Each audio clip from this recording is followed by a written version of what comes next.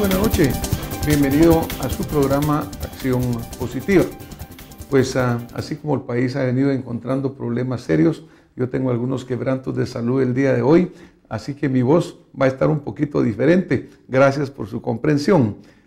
Cuando hablo de la crisis que estamos viviendo en el país, pues es una extensa crisis institucional, ética, que verdaderamente nos confunde tanto al ciudadano acá en Guatemala y, ¿por qué no?, a la comunidad internacional. Porque este problema nuestro se ha vuelto un problema que ha trascendido fronteras. Hasta han habido quejas de lo que está sucediendo aquí, que fue de parte del gobierno, fueron a quejarse que había unos manifestantes de esos fervorosos que estábamos en el Parque de la Constitución y que queríamos dar un golpe a la institucionalidad, lo cual era totalmente falso.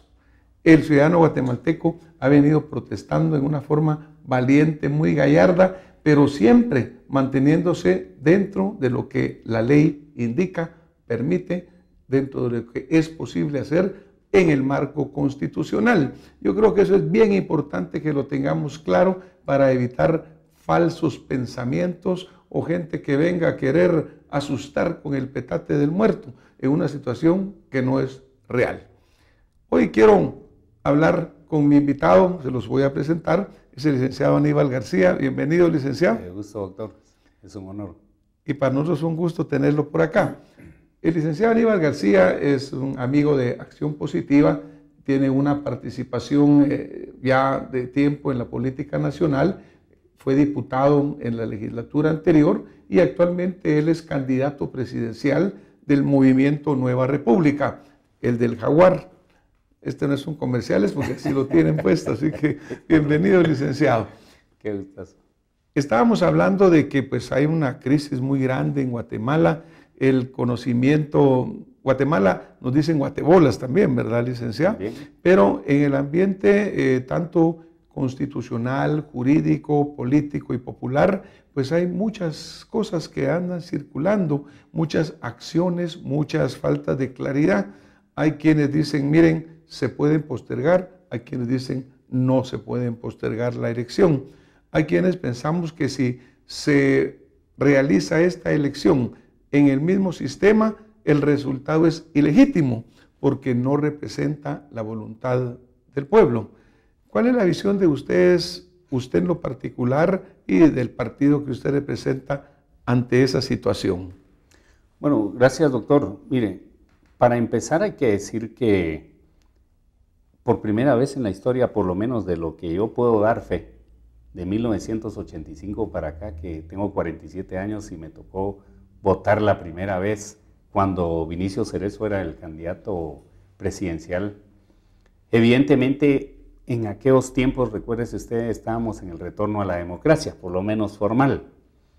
Y entonces se daban las elecciones, empezaba a practicarse este modelo democrático que se instaló en 1985 y las cosas pues iban caminando más o menos normal. Quizás algunos protestaban porque no estaban de acuerdo con el resultado electoral, pero de un tiempo acá, me parece que de unos 12 años para acá, ya nosotros estamos viendo una verdadera farsa en el proceso electoral.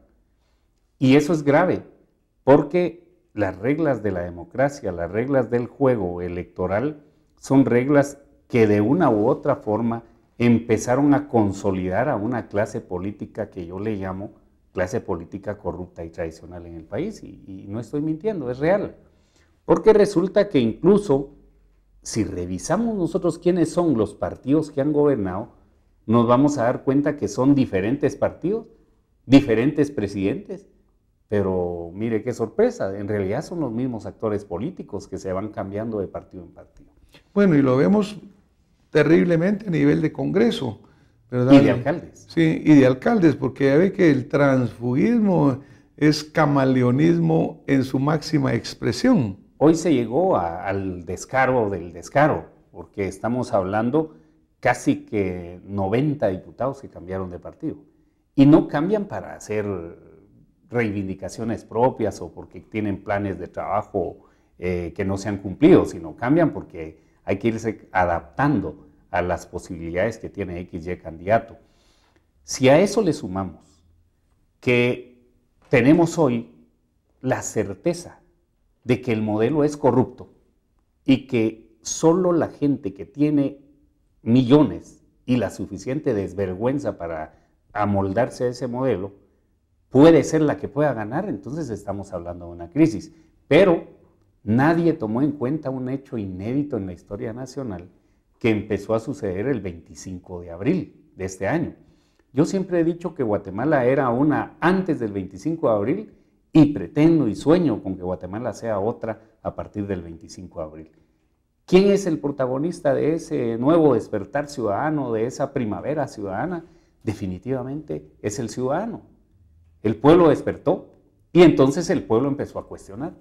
Pero, por ejemplo, licenciado, yo he tenido la oportunidad de estar ahí en esa Plaza de la Constitución. Claro. Y verdaderamente emociona, entusiasma encontrar ahí gente de todas las edades, Es correcto. de todos los orígenes, de todos los segmentos, nadie convocando, sino que todo llegando espontáneamente. Pero si nosotros vemos el punto pragmático, estoy seguro que hay mentes de esas maquiavélicas allá atrás y perversas que dicen, a ver, en esta octava manifestación ya llegó el 10% de los que llegaron la primera y segunda vez. Hay un cansancio de la ciudadanía ante una maquinaria de esa anquilosada y tortuguismo de la maquinaria política tradicional que se atrincheró, aguantemos lo que venga y aquí nos quedamos. Mire, yo fui diputado en el Congreso, usted se recordará en la anterior legislatura, y lo que yo le puedo asegurar, y valga el término, es que los diputados que controlan el modelo y que además son los encargados de reformar ese modelo, no lo van a hacer nunca porque el modelo a ellos les conviene. Su cuero es pero monumental y aguantan cualquier tipo de cosa. Yo creo que si bien es cierto ha aminorado la asistencia de la gente a las manifestaciones, es francamente una mala apreciación de ellos pensar que el descontento ya bajó. Al contrario, el descontento es mayor, porque va pasando el tiempo y en lugar de tener un Congreso de la República, un presidente e incluso los otros órganos de Estado que tengan con seriedad, que tomen con seriedad lo que estamos viviendo, lo que vemos es de veras el desbarajuste total de un modelo, de un sistema, y ahora donde hace crisis es en el modelo electoral. Claro, por eso yo, digamos, personalmente he manifestado que es tremendamente peligrosa la irresponsabilidad de no escuchar lo que quiere el pueblo, hacerse de oídos sordos y de seguir, vamos caminando, encontrar todo tipo de subrefugio para no hacer nada. Ahora, dentro de las acciones que se han planteado en amparo, ustedes recientemente plantearon una. ¿Nos puede comentar qué fue lo que ustedes plantearon? Mire, el tema es bien sencillo. Una buena cantidad de población está pidiendo que no existan elecciones con el actual modelo electoral, por corrupto, por perverso, por atrofiado, lo que queramos. Y eso es real, todos lo sabemos. ¿Acaso alguien ha respetado los techos de campaña, por ejemplo? Aquí ya eso ya se sobrepasó hace rato. Hubo campaña anticipada. Tenemos realmente un show de mala categoría en lugar de tener una campaña seria. Entonces existe una buena parte de la población que dice que se cambien las reglas del juego antes. Hay otros que dicen que no se deben cambiar y que el 6 de septiembre se debe dilucidar esto. Los que actúan de buena fe dicen, no importa, el ciudadano va a despertar y vamos a ganarle a los malos, por decirlo así.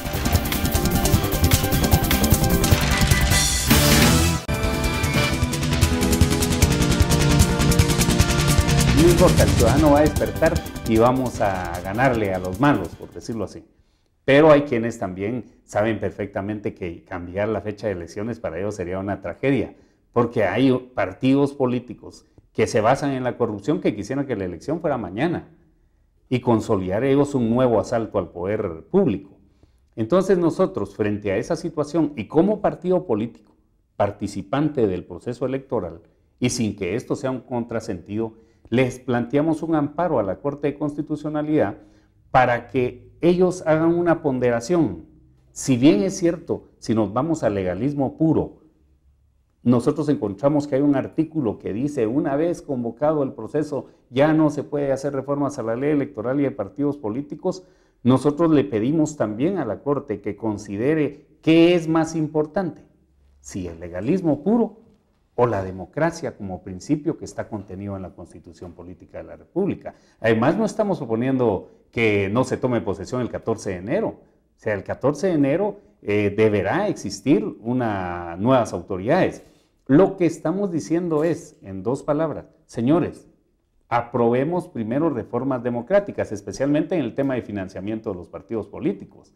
No podemos seguir con esas reglas inequitativas. Aquí el que tiene plata, el que tiene contactos, el que tiene cualquier tipo de desfachatez para conseguir recursos, es el que puede hacer una campaña. Los demás no podemos hacerlo porque tenemos principios. Entonces estamos hablando de un sistema que ilegítimamente va a llevar a los mismos al mismo lugar.